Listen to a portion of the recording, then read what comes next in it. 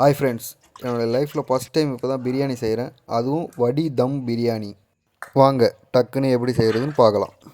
கடலை எண்ணெய் 400 ml, onion 800 gram, tomato 800 gram, பச்சை மிளகா 8லேருந்து 10 போட்டுக்கலாம், பட்டை 2 கிராம், லவங்கம் 2 கிராம், தனி மிளகாத்தூள் 3 டேபிள் ஸ்பூன், புதினா 2 கைப்பிடி அளவுக்கு, கொத்தமல்லி 2 கைப்பிடி அளவுக்கு, இஞ்சி பூண்டு பேஸ்ட் 200 கிராம் இஞ்சி, 100 கிராம் பூண்டு, 400 கிராம் தயிர், 3 tablespoon salt for masala, 4 tablespoon for rice.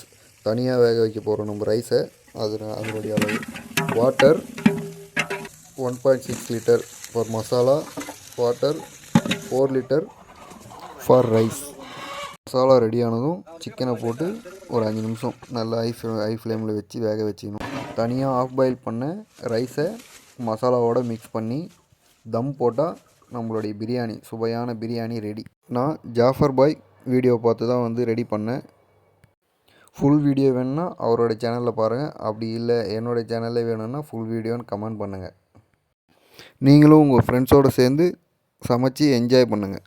Thank you bye. எவ்வளோ பாய் பிரியாணி? 90 ரூபா பாய். 90 ரூபா பாய்.